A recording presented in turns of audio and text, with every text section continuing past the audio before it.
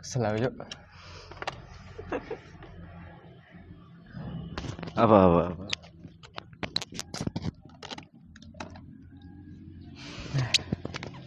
Wis mulai. Mulai wis. Oke. Kayak enggak niat ya, kayak males aja. Aduh. Karena mungkin sesuatu yang mungkin detek. Mungkin kita pertama-tama mengucapkan selamat Hari Raya Idul Adha. Anjir, si tanggal piro bangsat. Iya kan ini pasti diupload setelah Hari Raya Idul Adha, Bro. Tak ngerti. Isai mungkin ya oke. Kita selamatkan dulu aja. Nah. Selamat Hari Raya Idul Adha. Selamat Hari kolesterol sedunia. Astagfirullah. Karena mungkin nanti kita konsumsinya adalah daging-daging sapi atau kambing. Ya, bener. Kan iki aku ada pertanyaan. Apa? Menurutmu yang lebih utama sapi atau kambing? Tergantung sih. Nih, misalnya memang kamu mampu, ya silahkan untuk berkorban menggunakan sapi. Tapi ya ada fakta menarik, bukan fakta menarik sih. Sebenarnya sunnahnya yang paling utama adalah kambing, Bro. Karena apa? Karena Rasulullah itu mencontohkannya dengan kambing. Oh, jadi atau domba ya, kambing atau domba. Zaman dulu kan domba. Tapi domba jarang kan? Iya, kita kan enggak ada domba, kan domba atau kambing kan. Mereka kan satu jenis. Bukan enggak apa-apa ya di Timur Tengah juga. Enggak apa-apa, tapi Rasulullah itu mencontohkan kambing 100 ekor kambing kurbannya Rasulullah. Terus apa pas kemudian banyak yang berkurban pakai sapi? Ya karena mungkin gengsi lah. Oh. Ya enggak, bukan gengsi sih. Lebih tepatnya karena memang secara finansial cukup. Jadi dan mungkin kebanyakan orang yang berpikir sapi kan dagingnya lebih banyak. Ya jadi, itu. Bagi-baginya tuh lebih ya banyak juga. Iya benar. Kalau mengikuti keutamaan yang dianjurkan oleh Rasulullah adalah kambing. Iya, tapi lagi-lagi tergantung kalian ya semuanya. Kalau misalnya kalian memang mampunya sapi ya silahkan, mampunya kambing silahkan. Yang penting harus kambing. Enggak, yang penting niatnya, Bos. Yang penting niatnya berkorban di Hari Raya Idul Adha. Oke. Kini kita bahas apa saja nih? Aku kepikiran soal bagaimana jika dunia ini mulai kehilangan penduduknya, Bro. Bumi ini kehilangan manusia. Tai lah. Apa. Ini pemikiran gua ya. Iya. Ini pemikiran gua ya. Kalau punya cuan, terus lo punya kuasa. Gue lupa gue kan dialognya. Nyet. Ibaratnya dia. Lo bermateri, gue gak bermateri. Lo geramin gua. Guramin. Tai. Kau ngerti gak sih di semua aspek dari mimiku ya, yang paling bombastik itu apa? Ya tai. Kata-kata tai ya. Tai. Dan faktanya aku nonton full ya YouTube PDE. Nah aku mau sebutannya kayak bayem. Anjing. Wong iku sebutannya bayem. Tapi aku daro jenenge apa kok bayem gini. Nah dia emang tai gitu ya emang ya. Daro lah. Tai gitu. Mungkin dia filsafat, Bro. Filsafat karena aku enggak ngerti bisa. Iya. Oke.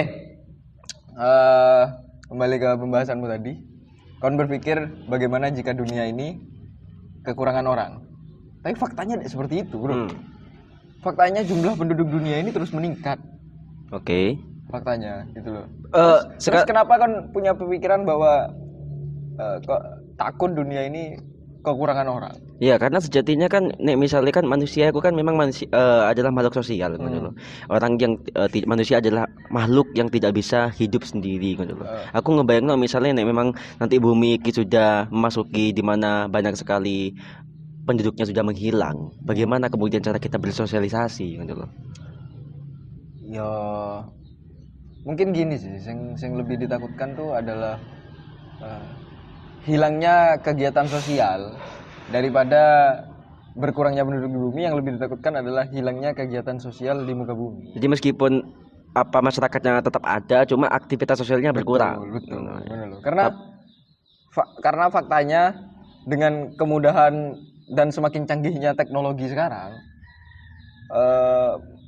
tidak menutup kemungkinan bahwa aktivitas sosial di luar rumah atau secara face to face seperti ini itu berkurang. Bener sih, karena memang sekarang juga faktanya juga banyak banyak remaja-remaja di usia mungkin 15 16 ke atas mungkin itu sudah gak banyak beraktivitas di luar rumah. Iya. Kebanyakan di kamar kemudian mengontrol HP-nya masing-masing gitu loh. Nah, itu yang kemudian membuat aku khawatir jangan-jangan sebentar lagi dunia akan didominasi oleh orang-orang introvert, Bro. Wah, anjing. Kalau semua orang introvert sih akan jadi apa dunia? Lah ya makanya iku bro, karena aku di circleku ae yo, beberapa temanku juga kebanyakan yang ngono, jarang sing introvert semua gitu loh. Termasuk kon. Aku enggak, aku bisa dua-duanya, aku fleksibel. Aku bisa mengklaim iku aku fleksibel. Dan soalnya ada juga kan orang-orang yang memang benar-benar ketika di luar rumah, benar-benar ketika bertemu dengan orang-orang baru ku kayak wis males bener, diem tok bener. Lentru ae. Apa lentru itu? Oh ya, linglung ya. Iya kayak ngono bro. Aku pikir bro. Nek aku dewe kan, yo aku bukan introvert sih ya. Ya anjing soro saya ngaku-ngaku sebagai. Lah iya makanya nggak bisa kan kita ngeklaim. Aku cuma tidak suka keramaian. Ah. Gitu loh, kayak nonton konser, terus ada di ruang publik yang penuh banyak orang. Aku suka. Aku sebenarnya suka. Aku malas. Oh. Itu terlalu menghabiskan banyak energi. Atau mungkin karena terbentuknya dua sisi iku karena iki mungkin bro, karena sifat manusia yang sekali lagi punya sifat malas yo. Iya, iya. Jadi mungkin kayak kita kepingin ekstro, kita kepingin kayak hura-hura di luar, tapi karena mungkin sifat malas mendominasi tubuh kita, pada akhirnya kayak ya sudah di rumah aja gitu, lihat bokep gitu misalnya.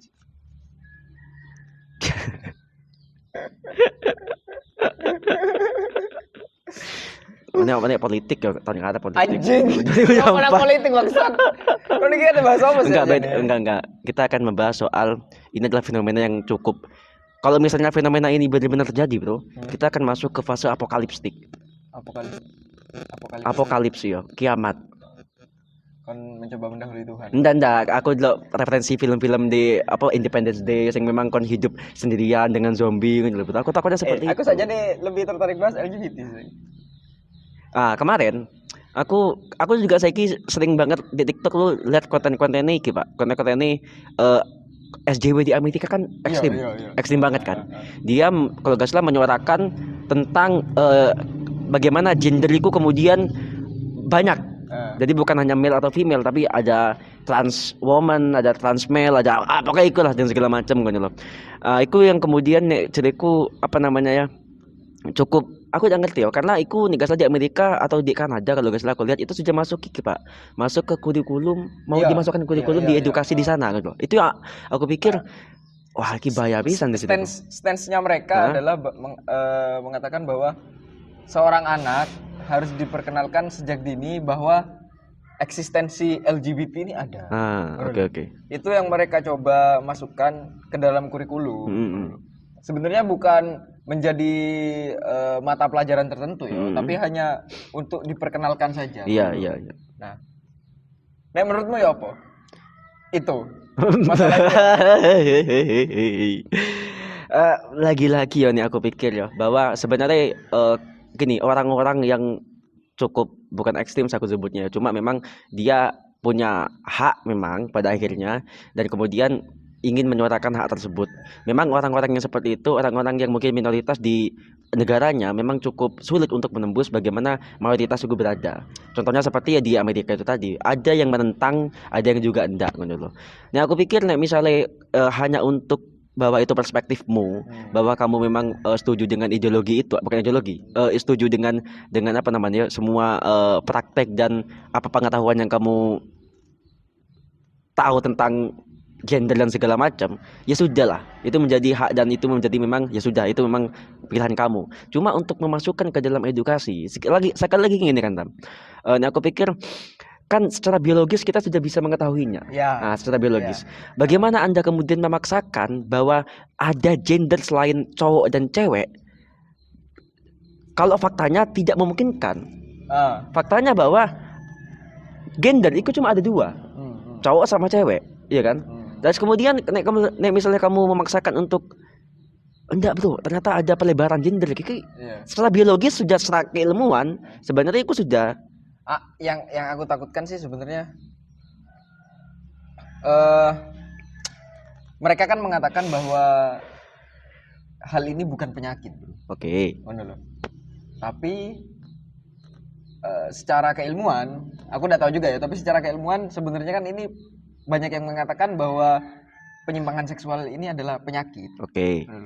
Yang aku takutkan adalah kalau itu diperkenalkan kepada anak sejak dini, aku takutnya anak itu menjadi tersuges. Oke. Bahwa untuk menjadi seperti ini tidak apa-apa. Ya. Yang aku takutkan cuma itu aja sebenarnya. Kalau itu diperkenalkan sejak dini. Ya mungkin di sana tidak apa-apa. Iya. Tapi kan banyak, ya jangan tempatkan sesuatu yang tidak seharusnya ke dalam situ. Iya, benar. Karena nih misalnya memang kalau gini loh, kalau gini masalah kamu mau jadi LGBT ya dengan segala macam variasi yang ada, itu terserah lah.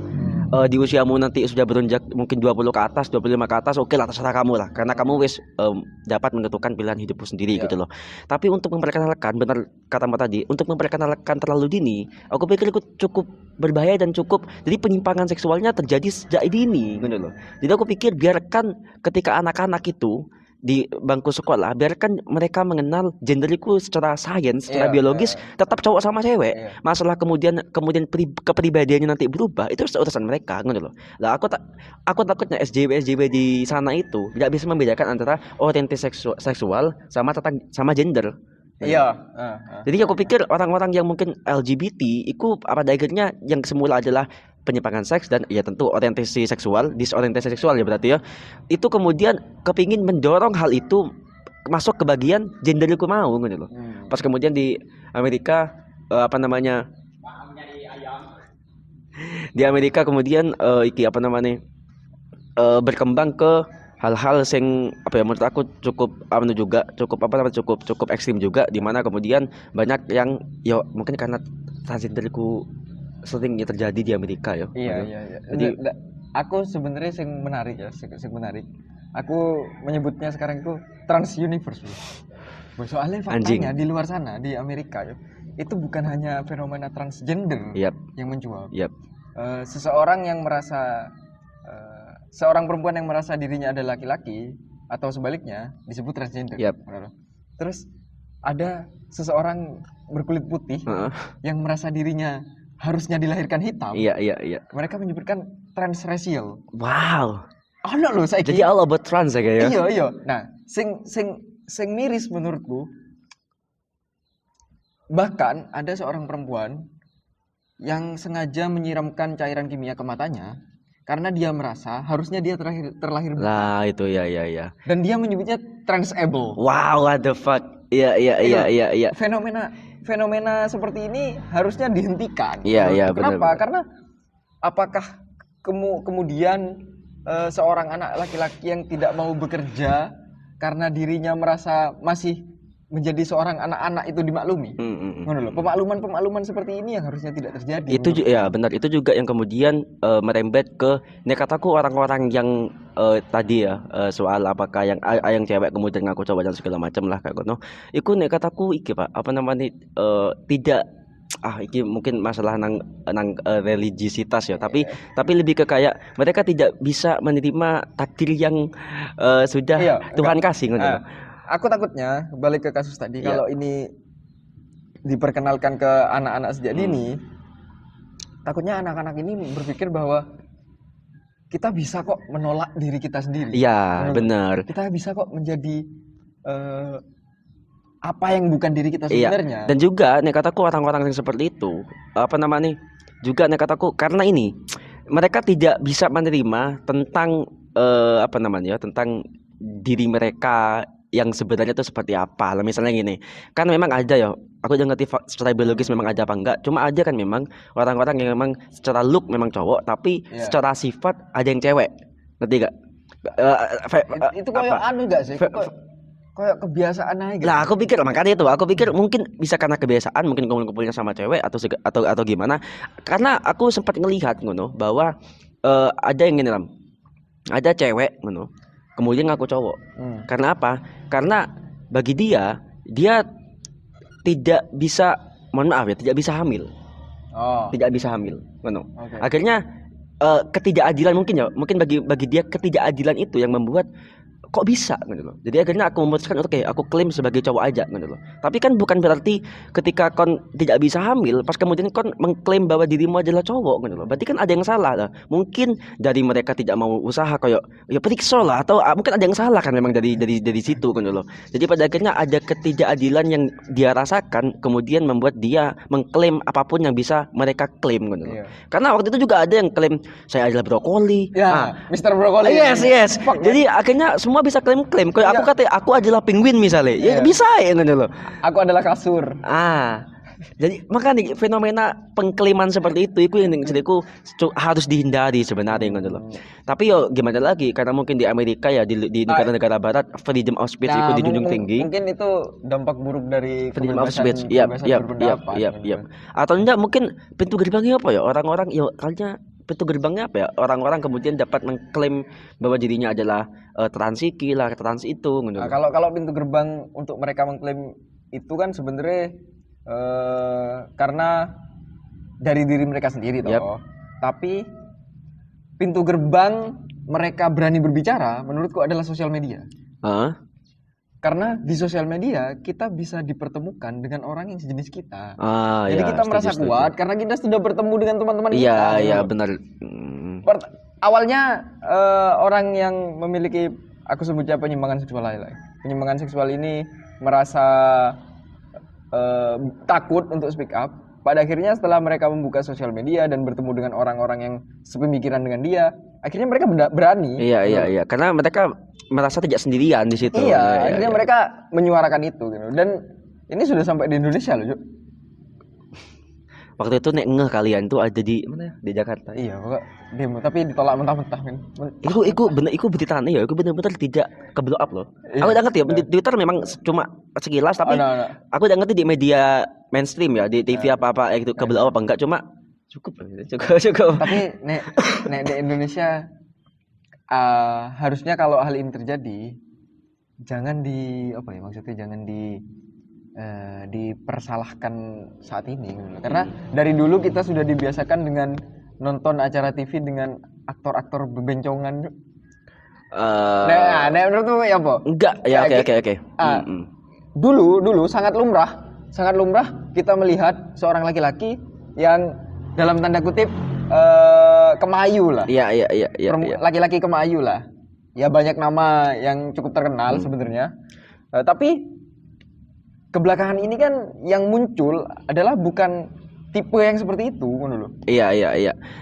Sebenarnya kan dari industri televisi sendiri sudah banyak sekali kebijakan yang mereka lakukan misalnya tentang tidak boleh yang cowok dress code dari cewek dan segala macam atau dan sejenisnya gitu loh. Nah aku pikir benar Pak, mungkin dulu yang gak biasa karena kita tahu bahwa mungkin itu hanya acting. Kita tahu hanya itu act bagian dari art kan seperti itu. Tapi sekarang benar mungkin karena keterbukaan sosial media, pada akhirnya kita yang semula beranggapan itu hanya act, pas kemudian kita melihat dari ada loh ternyata orang-orang sing pada akhirnya benar-benar seperti itu loh. Waktu itu aku juga ngelihat bahkan ini kebalikan Pak, yang cowok jadi cewek pakai rambut panjang tapi masih berkumis, yang cewek jadi cowok. Waktu itu di Amerika itu nggak salah.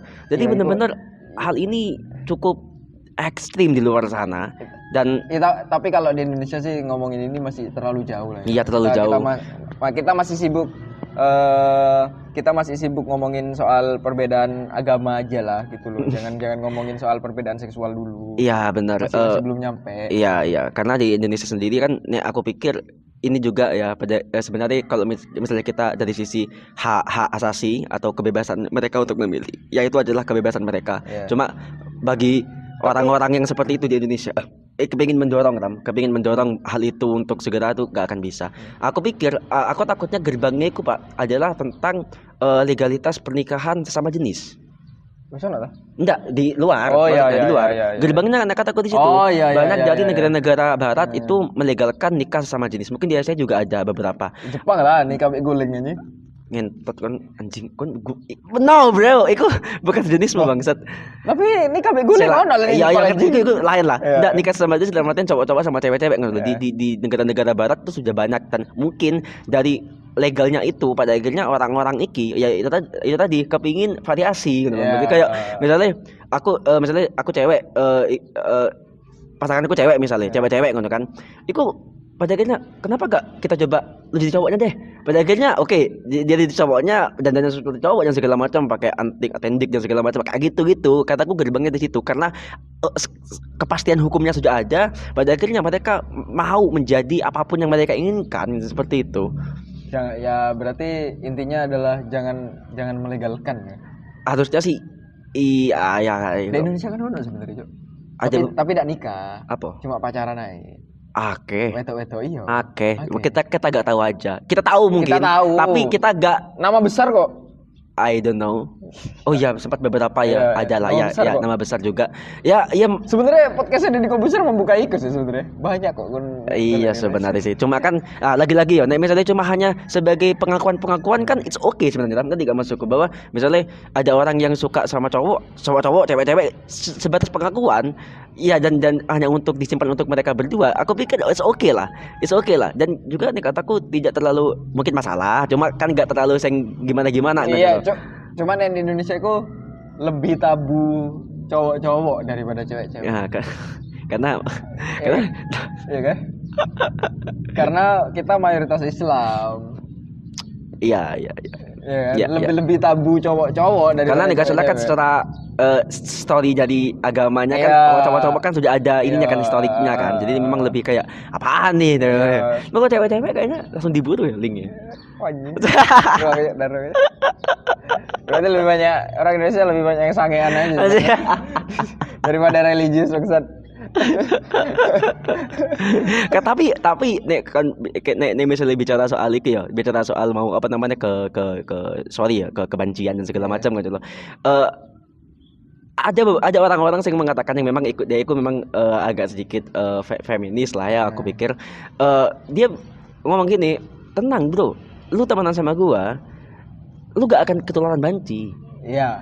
Karena kalau misalnya lu straight dalam artian bukan straight, dalam artian memang secara kejiwaan memang cowok, lu bergaul sama banci gak akan ikut banci. Iya. Gitu loh. Orang-orang yang kemudian bergaul sama sesama banci dalam artian atau enggak ya itu adalah orang-orang yang memang dari awal kon itu memang ngerti gak sifatnya emang gak ngono, akhirnya ketemu sama circle yang sama akhirnya meletek lah. Iya. Tapi aku sedikit banyaknya setuju sih masalah ya kamu tidak bisa merubah orientasi seksual seseorang. Kan tidak bisa merubah itu. Cuma sing aku ini kan nek pas tepak turu. Ngono lho. Terus kan ditusbol kan susah pisan maksud ngono lho. Maksudku aku medine nek ngono nek bergaul bersama ya meskipun aku tidak punya ya, faktanya aku memang tidak punya teman yang kemayu ngono lho. Tapi itu sih yang aku takutkan waktu tidur banget acara kemah, camping terus lo tidur bareng 8 orang, satunya itu.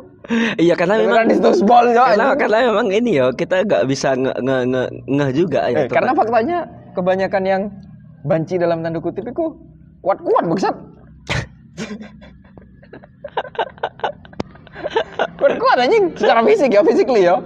Ya aku ngomongin yang apa sebutan ini banci. Alus sih. Transgender kan enggak kan? Dia kan tidak bukan trans gendernya. ya. Apa berarti ya? Apa ya? Enggak tahu lah, entahlah. Mereka cuma laki-laki berpenampilan perempuan. Iya ya mungkin itu Tapi ya. roots-nya adalah laki-laki. Lah ya makanya, berarti kan memang dia sebenarnya sadar bahwa secara kekuatan misalnya dan ketangguhan ya itu apa namanya mereka sadar bahwa itu laki-laki. Cuma yang ditakutkan lagi adalah bahwa jika ini sudah mulai merambah ke dunia olahraga. Kalau mamane timnas basket perempuan ada transgendernya yang awalnya laki-laki menjadi perempuan. Oh maksudnya pemalsuan itu ya bukan pemalsuan. Bukan pemalsuan kan mereka harus mereka Iya, kan iya. tuntutan mereka kan kalau aku sudah berubah gender jadi perempuan berarti aku perempuan, Iya, berarti iya, aku boleh iya, mengikuti timnas basket perempuan. Lah gitu itu loh. aku udah ngerti ya apakah ada regulasi yang mengatur itu dalam dunia olahraga. Cuma aku pikir Harusnya ada dan jangan dibolehkan. iya, Kalau iya. mau buat divisi khusus. Ngono Iya, loh. iya, benar, Kumpulan benar. transgender jangan disatukan. Ya bukan membedakan ya. Karena faktanya adalah bahwa meskipun kon sudah berubah kelamin jadi perempuan, secara fisik kon itu masih laki-laki. Iya, ngono loh. benar. Kon masih lebih kuat. Ya, aku ngomong lebih kuat daripada perempuan kok. Aku diserang feminis Lah ya aja. itu tadi. Itu juga jadi ini Pak alasan kenapa kemudian kesetaraan gender di Amerika juga atau di negara-negara barat juga cukup kuat gitu karena ada beberapa SJW sana yang apa namanya yang kepingin bahwa haknya dengan cowok itu sama. Iya. Meskipun pada akhirnya nekat aku ya gak akan mungkin sama, Bisa, gak akan bisa bahwa sebenarnya ada juga sampai yang bilang gini Pak, bilang bahwa cewek nih saya gak butuh cowok gitu loh. Kemudian dibantah sama salah satu waktu dalam sesi interview dibantah, enggak, kamu tetap butuh cowok karena kalau misalnya gak butuh cowok, kamu mau melakukan pekerjaan-pekerjaan berat Iya, seperti iya. kuli-kuli bangunan misalnya, let's say kayak gitu, atau enggak di sebuah apa namanya perusahaan yang memang membutuhkan tenaga yang memang cukup ekstra gitu loh. Jadi memang cukup bukan miris juga sih, cuma kenapa kemudian kesetaraan itu di apa namanya disuarakan gitu. Sedangkan kamu tahu faktanya bahwa ya memang cowok sama cewek udah ada perannya masing-masing nih gitu di dunia ini gitu. Aneh ya kadang-kadang aja ngomong perempuan aneh kok diserang meneh kan. Kadang-kadang perempuan itu memang menuntut sesuatu yang sudah pasti. Ya kan? Menuntut sesuatu yang sudah pasti gitu. Kon menuntut kesetaraan padahal kon sudah dispesialkan. Nah, itu benar. Tapi kon menuntut mendowngradekan dirimu sendiri ngono lho. Iya. Tidak secara harfiah ya maksudnya ngono lho. Nah, aku pikir kan apa ya SJW itu kan ada karena mungkin ya ini aku pikir karena ketidakadilan kan. Karena ketidakadilan dalam konteks tertentu kan loh sehingga mereka hadir untuk menyuarakan keadilan itu Tapi bagi kan enggak ketidakadilan itu jangan digeneralkan. ya Tapi benar. enggak semua. Kon merasa dicurangi sebagai wanita di poin A. Terus kon merasa bahwa ya berarti wanita harus tidak dicurangi di semua poin. Ngono lho. Iku ngono. Iya benar sih. Jadi apa ya bener ya? Nek ngomongi aku lebih miris ke sing mau sih kayak transable. iya sekarang banyak Transracial. Mana ono trans animal, Cuk. Orang-orang yang merasa dirinya adalah hewan. Ngono lho. kurang bersyukur kalian ya. Kurang bersyukur.